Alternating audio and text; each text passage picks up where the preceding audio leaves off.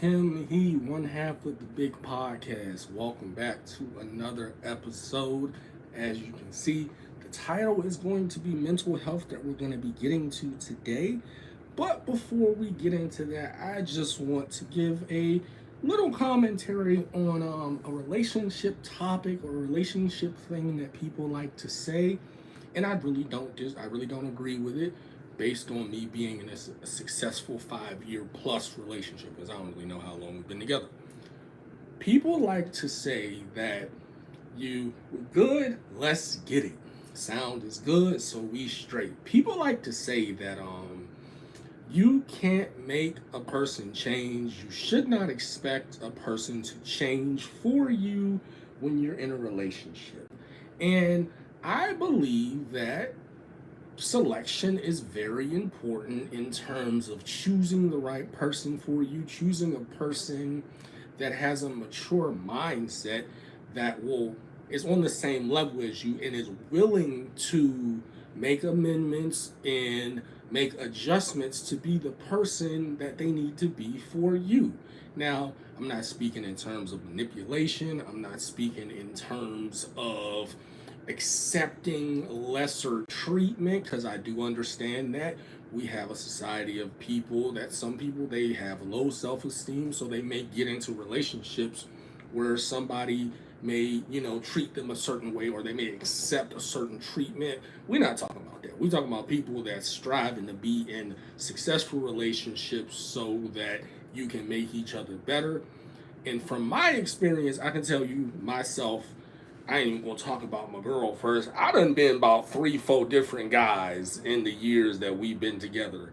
Thankfully, the different changes that I went to has always been for the better.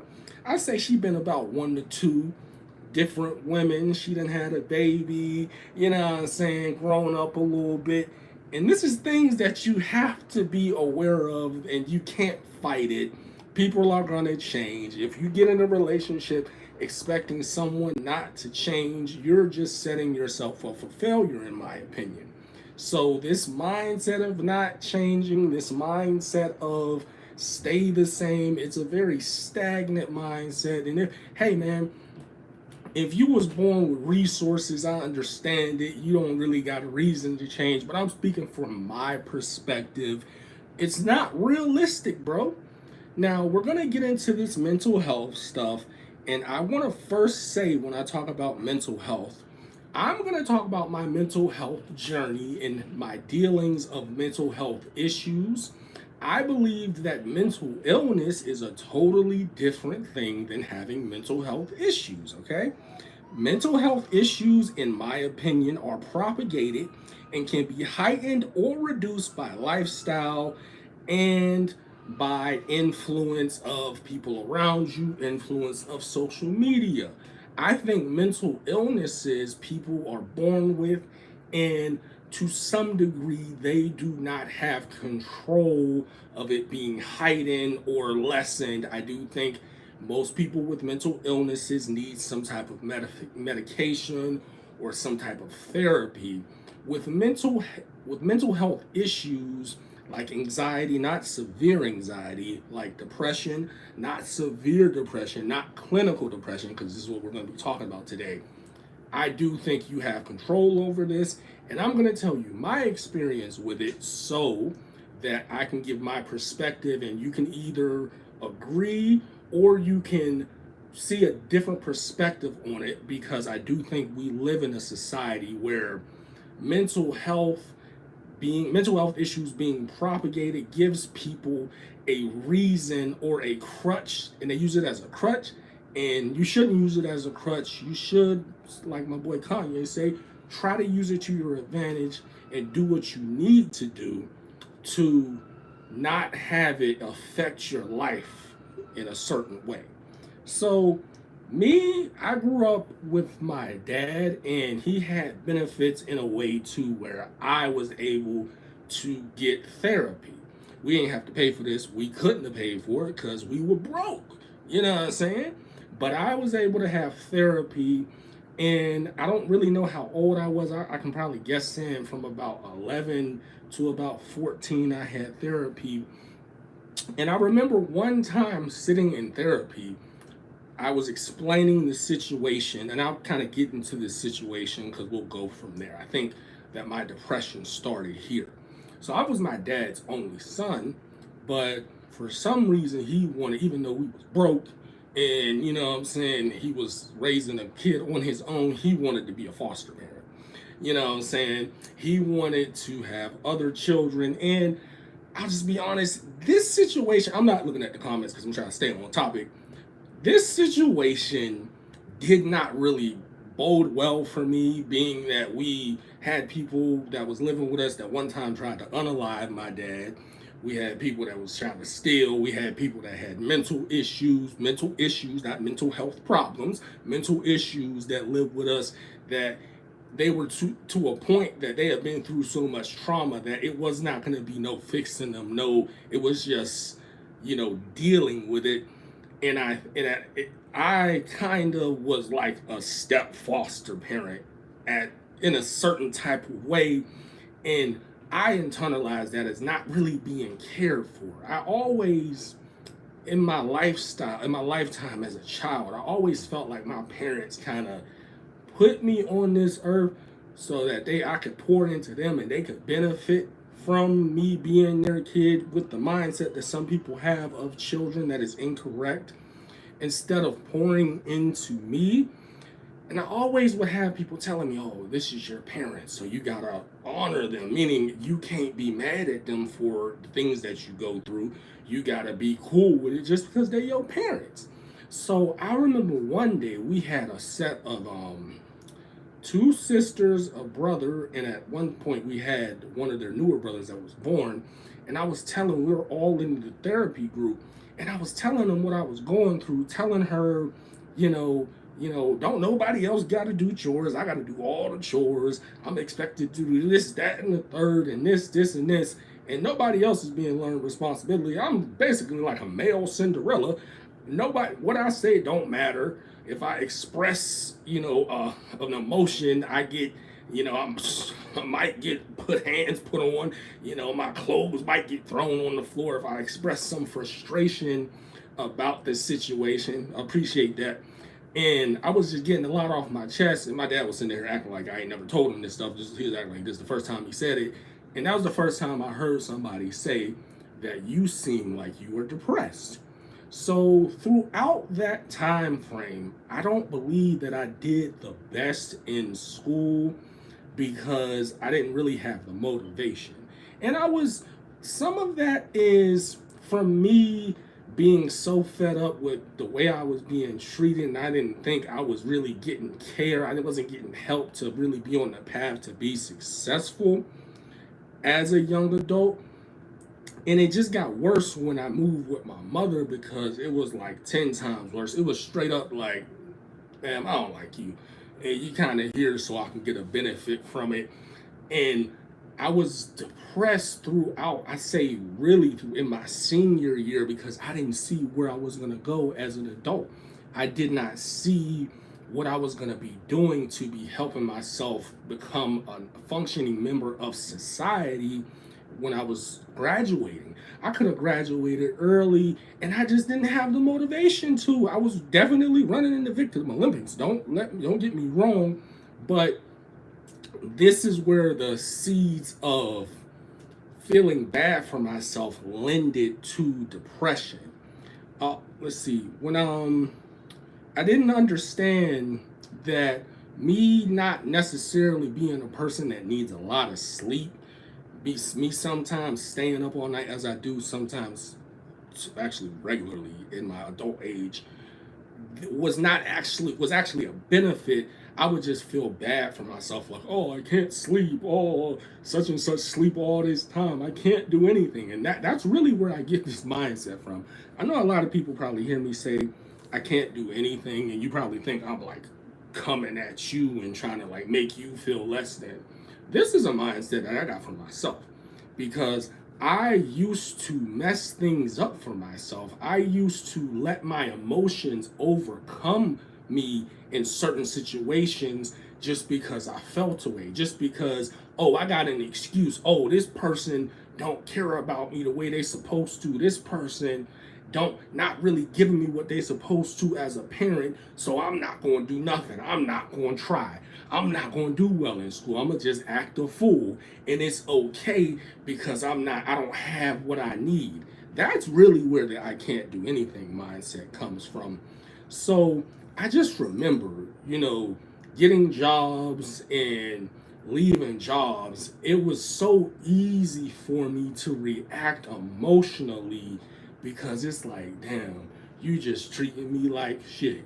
And I'm taking it personal. I'm not at the point where I can think to myself and see that most people treat people bad because they don't feel good about themselves. Most people make you feel less than because they really believe that they are less than. Most people that are telling you you're not good enough, telling you, oh, you're not a real man because you don't do this, is because they want you to think of yourself like you think of themselves, that like they think of themselves. So let's see, let's speed up. So the first instance, or the first big instance, that me running in the Victim Olympics and feeling bad for myself as I was in a depressed state of mind. The reason why I was in a depressed state of mind from about 18 to about 22, 23 was because I was homeless. And I was homeless because my parent at the age of 18, benefits or a certain type of check that they was getting, that stopped. So they decided to leave and go somewhere else, left me, and I was staying with my cousin. And I was thankful that my cousin let me stay there, but I kind of felt bad for myself because it's like, dang, I don't really know what to do as far as where to go, what to go to school for, what job I need to get. Shut up. I'm on the stream. Yes, I just told the cat, shut up. I don't know what to do. I'm kind of just in limbo, and I'm just kind of sad. You know what I'm saying? So this sadness, this depression led me to squandering an opportunity. Rest in peace to one of my grandmothers. She was doing this, that, and the third, and kind of gave me a sack. You feel me? She gave me a lump sum, or there was a lump sum of money, a small lump sum of money available to me, and I didn't use that money to do nothing but pay the little rent that I was paying for the first couple of months before I got a job. And then I bought all the clothes, books, all this stuff that wasn't gonna make me no more money. You know what I'm saying? And once I blew that, I realized, dang, bro, you just try to make yourself feel good, and instead of trying to make yourself put yourself in a better situation with blowing the money that you had. So this then leads to me actually, because I was working at a fast food restaurant, I actually got a good job at the age of 19 working for the communications department for the police department in Tampa, Florida, or for a police department in Tampa, Florida. And I was doing all right. I was doing straight. The semester before I started working there in college, I had made the dean's list. I was in Bible school. I was doing well in that.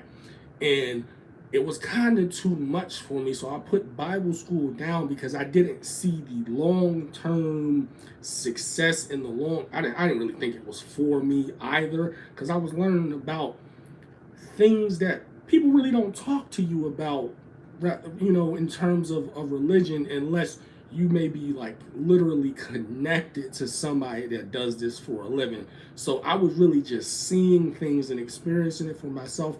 And I felt in my heart that I needed to be doing something that was a little bit more sure for my success. And I believe that working at a job and building up my resume, building up, myself at the job, and maybe climbing the ladder would be more beneficial to me being a pastor. For many reasons that I don't really want to get into.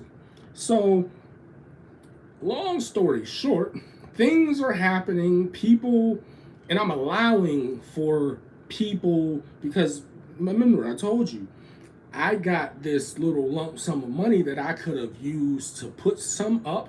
I could have used some of it to invest in some, or to get a certain type of certification. So I'm taking the responsibility to the fact that I'm still living with my cousin because the one opportunity I did have, I squandered it, and then I get another opportunity working at the police department, and people are not considerate of me working at night, and I let them come into my life and take advantage of me to a certain point that actually end up getting put out of my cousin's house. So now the only option I had was to now live with people that don't have my best interest in mind, that are bloodsuckers. And you know what I do? I involve myself. I involve myself in street adjacent activities, hanging out with street guys whose livelihood is committing crimes and they make their money however such ways. And I'm putting myself in a position to get caught up with them because I'm a driver now.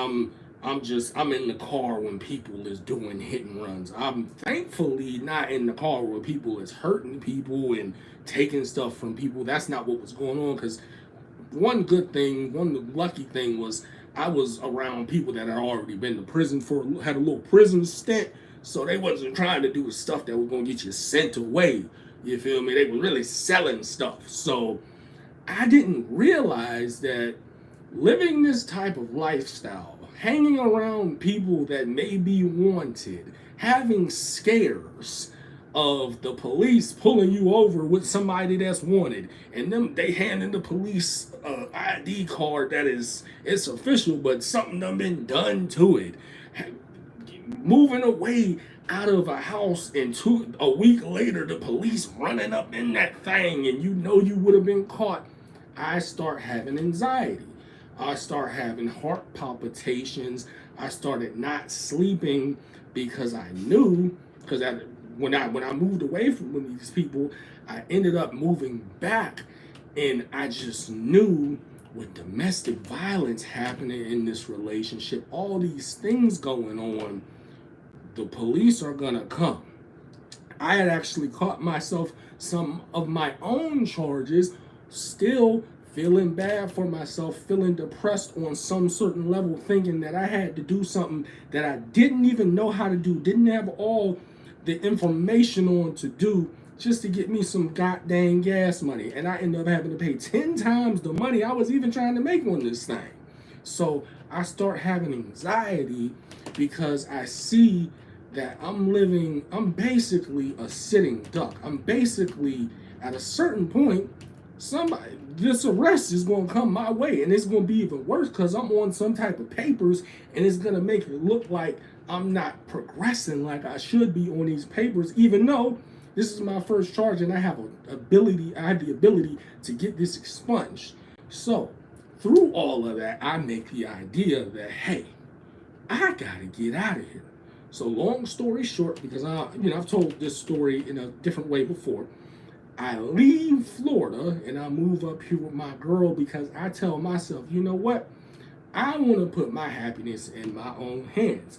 But the thing is, I still hadn't dealt with this anxiety. So I was still having anxiety, smoking, that's making it even worse. And I'm still I'm working and I'm kind of moving up, getting kind of better jobs. But in my perspective, because I'm feeling bad for myself, I'm letting social media kind of influence me and having this thought that the world is so bad and we have it worse than the generation before us. Such stuff is so high that it's not actually a possibility that I actually can do better for myself. So I'm kind of mad at the world. And hanging out with people that are in the streets, I'm getting that feminine frustration that a lot of young men have, this I can't do anything mindset because nobody's ever done anything for me. So I'm kind of mad at the world now, emotional. So I'm not really moving in a way professionally as I should, as far as that's the thing that's best for me. So I'm not actually focused on what my next move is gonna be at work. So after a while working at a call center, I start having anxiety. I start actually having breakdowns. at work. I'm not sleeping. I'm drinking a little bit more heavily. That's making it even worse with this anxiety. I'm still smoking. I'm still smoking, of course. And I realized at a point, I actually there was right when the vid hit, I actually was on FMLA, so I wasn't working, but I had a job. And then at a point, I say 2 months into the vid, COVID, if you don't know what I mean, I had to quit because I'm just telling myself, bro, it's time to make a move with this call center stuff. This call center stuff is not for me. And let me back up a little bit. Through those couple of months of being on FMLA, I start realizing, oh, I have anxiety. I need to go to the doctor for this. So you think you got anxiety, you think you about to go to the doctor, you think you about to get what you need, nothing too serious, maybe start, talking to somebody and stuff like that. I live in Pittsburgh, Pennsylvania. And I don't want to make any assumptions, but I'm a black man who can read and write, who works in quote unquote corporate America, living in Pittsburgh, Pennsylvania. The results of that was getting put on some medication that was for a woman. And a woman gave it to me. I don't believe that she wasn't aware that this was mostly supposed to be for women, but I can tell you through everything that I've been in, through the feeling rejected and not cared for from my parents, feeling like people were trying to emotionally manipulate me into not holding my parents accountable for being messed up parents for real. I never ever wanted to unalive myself. I never wanted to be here. Even when I was growing up as a kid and was very unhappy for the majority of my childhood, I never not wanted to be here. So the point of me taking this medication and having them feelings, I said, oh no, this can't be. I'ma just have to get through this. That's when I decided, oh, I'm not gonna be working at call centers no more because this is obviously a trigger. I'm gonna do whatever I need to do to stop this because I'm not taking this medication. I don't want to feel like this. This is not me. This is not me. I'm sleeping all day. I'm talking about sleeping through the night, waking up and just feeling a certain type of way, and then I'm sleeping all day. Oh no, we can't do this. This is not gonna be what we doing. So I told myself, all right, we're gonna we're gonna take a warehouse job. We're gonna take a pay cut. You feel me? Whatever it is, because the bills need to be paid and the mind needs to be working. You need to be busy. You need to, as we move on to the next subject, you need to be being active. You need to be getting exercise. Because if you're just sitting around all day with your phone in your face and you're drinking and smoking and you're eating stuff that's not healthy for you, yeah, you're going to be depressed. Yeah, you're going to feel like you can't do anything. Yeah, you're going to feel like my life is SHIT and I have no way to move forward. So, at this time, I'm not going to lie to you. I didn't start, trying to be healthy and trying to do this, that, and the third. But what I did start to do was work and do stuff that kept my mind busy and tone down on being on social media, popping up social media the first thing I do when I wake up, because I felt that there is some type of control that the internet has on you when it's the first thing you see every day, when you commenting back, arguing back with people on a subject that don't got nothing to do with nothing for the benefit of either of y'all lives, but just because y'all disagree, you about to be arguing with somebody that you don't know, you can't see, and you not going to see that day, and ain't got nothing to do with paying you money. So I'm gonna try to speed this up. As we move forward, I, I worked did my little thing at the warehouse job. My girl ended up getting pregnant.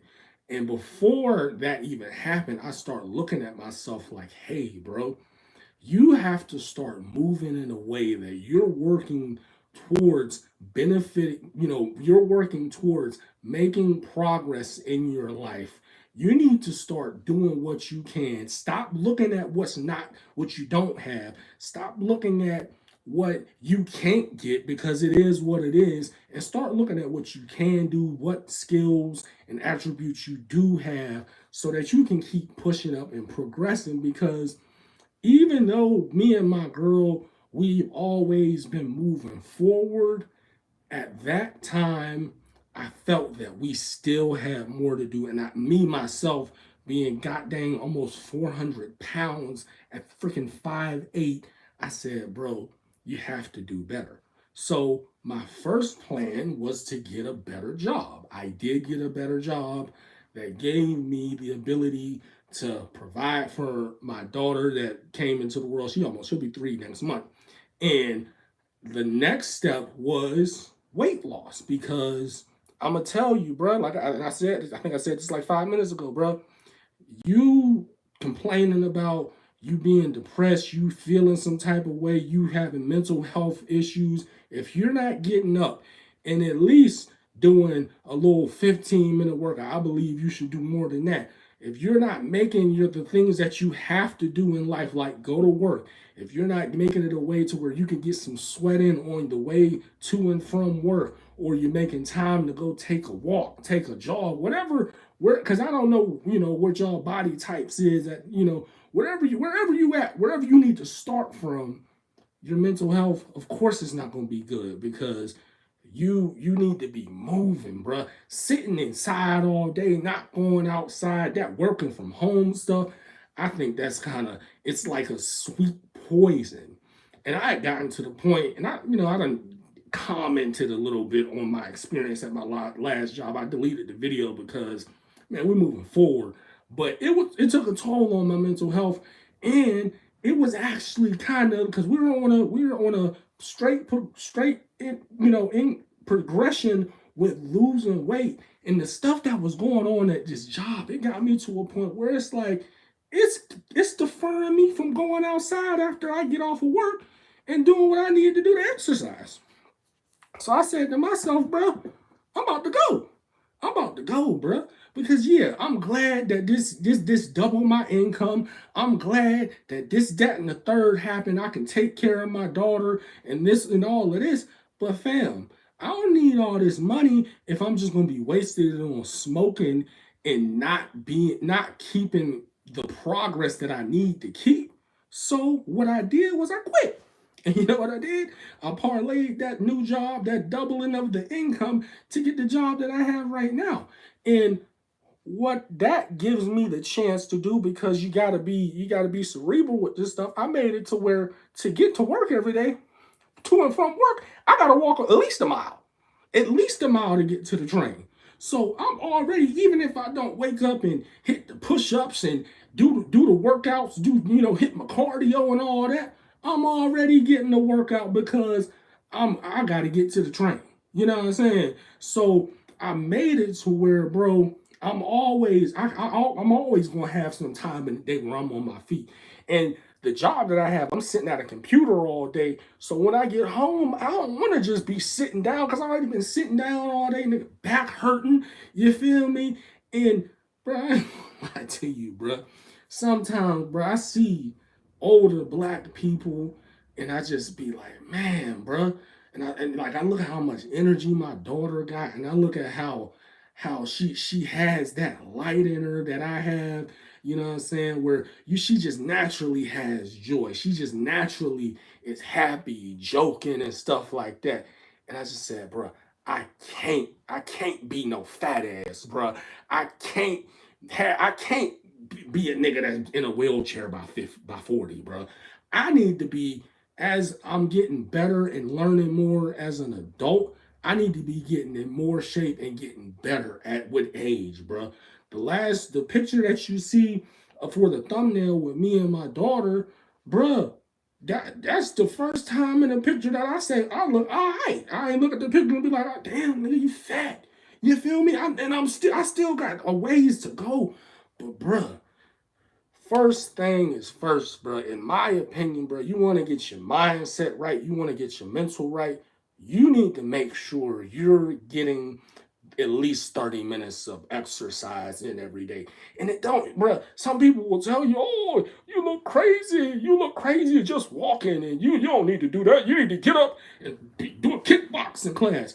Being a person that has lost, because I haven't weighed myself, because I don't really care about how much I weigh.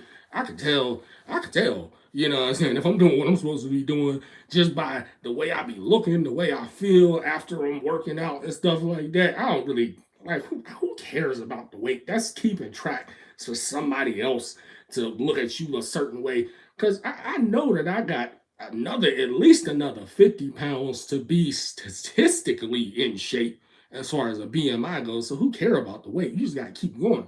But one thing about it, damn, I kind of lost my train of thought. One thing about it is when you moving and you getting sweat in, bro, all of the, like, you already have a built-in confidence. Like, bro, we done hit we done hit a workout already today. I'm already doing the live stream. After we get off of this, we probably gonna hit the park, hit a couple miles on that track, bro.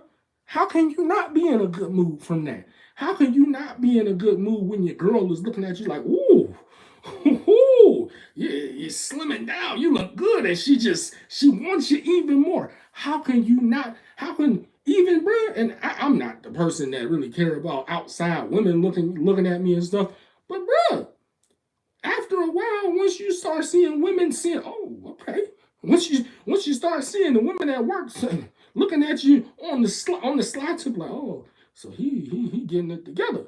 How can that not be a motivation, bro? Whatever you going through in life, I believe, and one of my reasons in closing that I like to speak from a perspective of what I've gone through is I understand that I have a level of self reflection and a level of accountability that most people that are 29 years old don't even have the ability to have.